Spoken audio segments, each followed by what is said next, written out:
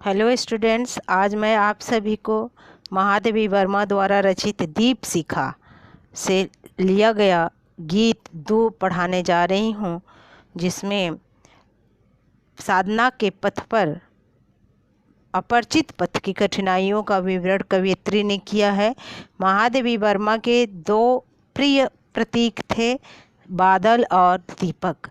इसमें दीपक के माध्यम से कवि दीप शिखा माने दीपक के लौ होता है, बहुत सुंदर है। इसमें कवयित्री जो पथ क्या होता है, अपरिचित होता है, लेकिन वो सामान्य पथ नहीं होता है, बड़ी कठिनाइयों से भरा होता है। उसी का विवरण प्रस्तुत करते हुए महादेवी जी कहती हैं कि पंथ होने दो अपरिचित, प्राण रहने दो अकेला। कह रहे हैं कि हे पथिक, साधना के पथ को अपरिचित रहने दो और उस मार्ग के पथिक प्राण रहने दो अकेला, उस मार्ग के पथिक प्राण को भी अकेला रहने दो। घेर ले छाया अमाबन, करें कि मेरी छाया आज मुझे भले ही अमावस्या की रात्रि के समान, गहन अंधकार के समान घेर ले, और आज कज्जल आश्रुओं में रीम झिल्ले घिर घन, और कह रही हैं कि गहन अंधकार के समान घेर ले, और मेरी काजल लगी आंखें भले ही बादल के समान क्या हो, आंसुओं की वर्षा करने लगे, और न होंगे नयन सूखे। लेकिन कह रही हैं कवयित्री में महादेवी जी कि फिर भी चिंता करने की कोई आवश्यकता नहीं, क्योंकि इस प्रकार की कठिनाइयों को देखकर जो सूख जाती हैं, कौन? आंखें, जिन आँखों की तिल बुझ जाते हैं, और होंगे नयन सूखे तिल बुझे वो पलक रुके। करें कि वो नयन क्या होंगे? और होंगे वे नयन, वे नेत्र और ही होंगे जो क्या हो जाती हैं, सूख जाती हैं, और आँखों के तिल क्या हो जाते, बुझ जाते हैं। आर्द्र चितवन में यहाँ सत विद्युतों में दीप खेला। लेकिन महादेवी जी वर्मा कहती हैं कि और जिन आँखों की पलकें रूखी सूखी हो जाती है, वे कोई और आँखें होंगी। आर्द्र चितवन में यहाँ विद्युतों में दीप खेला। लेकिन महादेवी जी कहती हैं कि इस प्रकार के कष्टों के आने पर मेरी चितवन आर्द्र बनी रहती। आर्द्र मने होता है गीला। मेरी आंखें रूखी सूखी नहीं रहती हैं, गीली होती हैं, क्योंकि सत विद्युतों में दीप खेला, क्योंकि मेरे जीवन दीप ने सैकड़ों विद्युतों में भी खेलना सीखा है, अर्थात कठिनाइयों में भी कठिनाइयों का सामना करना सीखा है। अर्थात कभी कष्टों से घबराकर पीछे हट जाना मेरे जीवन दीप का स्वभाव नहीं है। बहुत सुंदर है। और कह रही है महादेवी वर्मा जी कि अन्य होंगे चरण हारे, और है जो लौटने दे सूल की संकल्प सारे। यहाँ पे महादेवी जी वर्मा जी प्रिय पथ के अपरिचित और अनेक प्रकार के कष्टों से भरा होने पर भी निरंतर आगे बढ़ते रहने का दृढ़ संकल्प लेकर चलने वाली महादेवी जी ने कहा है कि अन्य होंगे चरण हारे, वे कोई और ही चरण होंगे जो हार मानकर क्या करते होंगे, और है जो लौटते, कहने कि हार मानकर क्या होते हैं, मार्ग के कांटों को अपने लौट दे सूल की संकल्प सारे। सूल मने होता है कांटे। मार्ग के कांटों को अपने सारे संकल्प समर्पित करके निराश होकर लौट आते होंगे। वे चरण कौन होंगे? अन्य होंगे। मेरे कदम आगे बढ़ गए तो कठिनाइयों से विचलित नहीं होते हैं, सदैव आगे बढ़ते रहते हैं। दुख वृत्ति निर्माण उन्मत्त, कह रही हैं महादेवी जी वर्मा जी कि मेरे चरण ने तो दुख सहने का व्रत धारण कर रखा है। दुख वृत्ति निर्माण उन्मद, और एक नव निर्माण करने की इच्छा के कारण मस्ती से भरे हुए, उन्माद मन होता है मस्त। तो कह रही हैं कि दुख वृत्ति निर्माण, दुख के व्रत को धारण करने वाले और नव निर्माण करने की इच्छा के कारण मस्ती से भरे हुए हैं।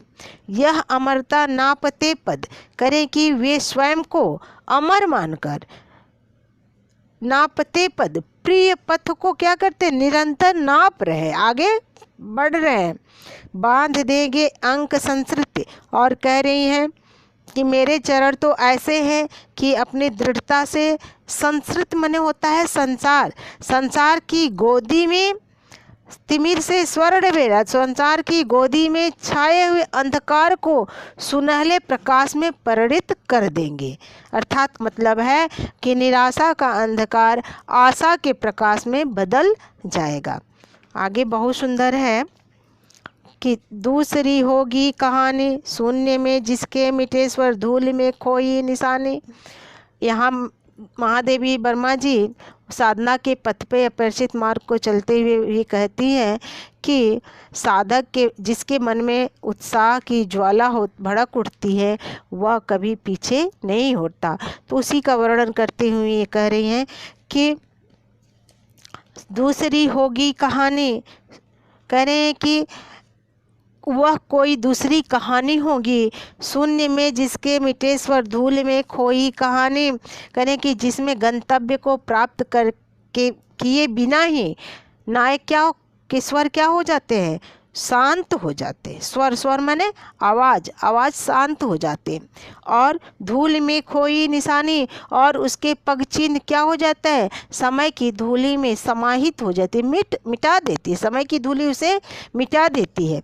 लेकिन आज जिस पर प्रलय विस्मित कह रहे लेकिन कह रही है महादेवी वर्मा जी कि लेकिन मेरी कहानी उससे क्या है, सर्वथा विपरीत है।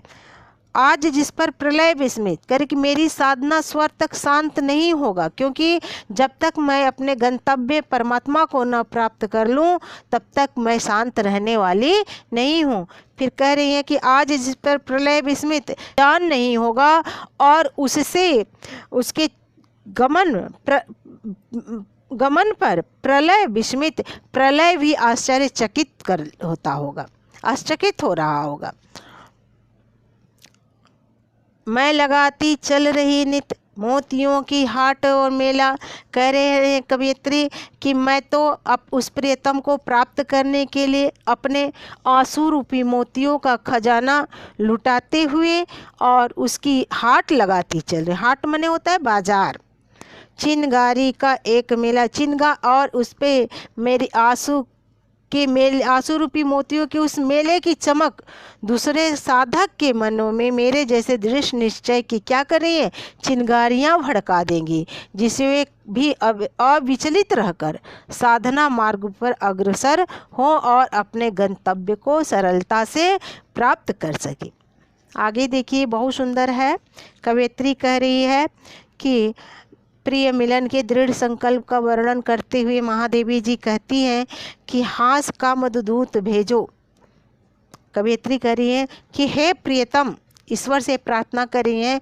अब प्रियतम यह कौन है, यहाँ पे परमात्मा ही प्रियतम है, क्योंकि यह अज्ञात सत्ता अर्थ ईश्वर से प्रेम करती थी, इसी से इनको आधुनिक काल की मीराबाई भी कहा जाता है। तो कह रहे हैं कि हे प्रियतम, हास का मधुदूत भेजो, चाहे तुम मुस्कान का मधुर देत भेजकर क्या करें, आप अपनी तरफ मुझे आकृष्ट करो, या चाहे रोष की भूभृंगिमा पतझर को चाहे सहजो, या अपनी भवों की वक्रता से टेढ़ेपन से क्रोध प्रकट करते हुए पतझड़ को एकत्रित कर लो। अर्थात कहने का मतलब है कि चाहे तुम प्रसन्न हो जाओ अथवा अप्रसन्न हो जाओ, लेकिन ले मिलेगा और अंचल, लेकिन करे कि किंतु मेरा अडिग हृदय क्या होगा, वेदना का जल और सपनों का कमल पुष्प लिए तुम्हारी सेवा में अवस्थित उपस्थित होगा। वेदना जल स्वप्न तन्मल, जान लो वह मिलन एकाकी। फिर कवयित्री कह रही है कि जान लो वह मिलन एकाकी, विरह में है दुकेला। लेकिन कह रही है कवयित्री कि मैं स्वयं तुमसे अलग नहीं अनुभव करती हूँ।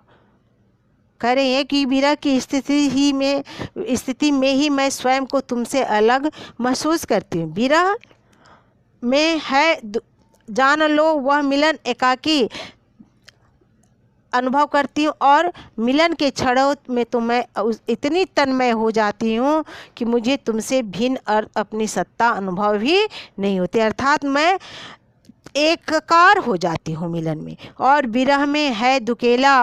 और जब विरह मेरे पास होता है तो मैं क्या हो जाए, स्वयं तुमसे अलग अनुभव करती हूँ। दुकेला दो हम लोग हो जाते हैं। मिलन में तो हम क्या हैं, एक हो जाते हैं, और विरह में दुकेला हो जाते हैं। कवि बहुत सुंदर है, कवि इसमें महादेवी वर्मा जी यही कहती हैं कि मिलन का मत नाम लो, क्योंकि विरह में ही हमको रहने दो, क्योंकि मिलन में तो व्यक्ति का क्या हो जाता है, अस्तित्व ही समाप्त हो जाता है। तो वही इसमें कह रही हैं कि जान लो वह मिलन एकाकी। कह रहे हैं कि यदि आपसे हे ईश्वर आपसे मेरा मिलन हो जाता है तो मैं आपके समान हो जाती हूँ, एकाकार हो जाती हूँ। और कब मैं अकेला दुकेला रहती हूँ, अलग अलग, जब मैं विरह में रहती हूँ। इसलिए हमें विरह में ही लीन रहने दो, क्योंकि विरह हमारे लिए क्या है, अत्यधिक प्रिय है। पंथ होने दो अपरिचित, प्राण रहने दो अकेला। इसलिए कह रही हैं कि हे प्रियतम तुम क्या करो, मेरे पंथ को, मार्ग को अकेला ही रहने दो, और प्राण रहने दो अकेला। मेरे पंथ को अपरिचित अनजान ही रहने दो, पथ अपरिचित रहे, और मेरे प्राणों के पथिक अकेला ही रहने दो। इसी में मेरा क्या है, भलाई है। और मुझे पूर्ण विश्वास है कि एक न एक दिन मैं अपने प्रियतम को उस अपरिचित मार्ग पे चलते हुए अवश्य प्राप्त कर लूँगी। इसमें जो है महादेवी वर्मा ने मिलन की तन्मयता का कलात्मक ढंग से वर्णन किया है। भाषा शुद्ध परिष्कृत खड़ी बोली है, मानवीकरण रूपक और अनुप्रास अलंकार है, और संयोग श्रृंगार रस है। इसमें लक्षणा शब्द शक्ति का प्रयोग किया गया है। यदि ये वीडियो आपको अच्छा लगे तो चैनल को सब्सक्राइब करना और लाइक करना न भूलें। थैंक यू, धन्यवाद।